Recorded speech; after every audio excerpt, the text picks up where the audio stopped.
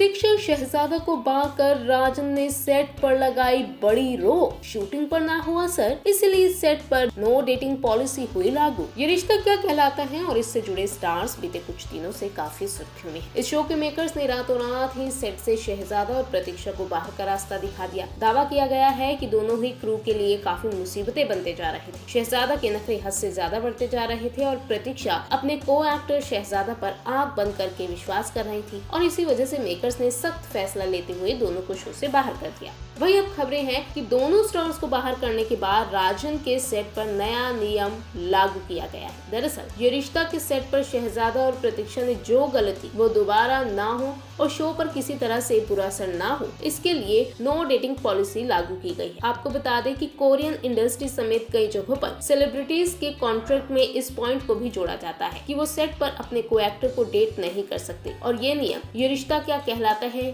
कि सेट पर भी आ गया है। इस बात का खुलासा शो के नए अरमान यानी कि एक्टर रोहित पुरोहित ने किया है। एक्टर ने टेलीटॉक से बातचीत करते हुए बताया है कि उन्होंने भी इंडस्ट्री में सुना है कि सेट पर नो डेटिंग पॉलिसी आ रही है। उनके कॉन्ट्रैक्ट में भी इस पॉलिसी को जोड़ा गया है। आपको बता दें कि दावा किया जाता है कि प्रतीक्षा और शहजादा एक दूसरे को डेट कर रहे हैं। कई मीडिया रिपोर्ट्स में ये बात सामने आई है कि शहजादा और प्रतीक्षा शूटिंग छोड़ लंबे समय तक मेकअप रूम में ही बैठे रहते थे, जिस वजह से बाकी स्टार्स को काफी परेशानी का सामना करना पड़ता था। कहा यह भी जाता है कि दोनों शूटिंग को छोड़कर अक्सर कहीं भी चले जाते थे, जिस वजह से सबको काफी इंतजार करना पड़ता था। शहजादा के नखरे मेकर्स महाबालेश्वर के टाइम से ही सहन कर रहे हैं और इसी वजह से राजन शाही के सेट पर इस तरह का फैसला लिया गया है। हालांकि अब देखना यह है कि राजन कब इस पूरे कंट्रोवर्सी और नो अफेयर पॉलिसी पर कुछ बयान देते हैं।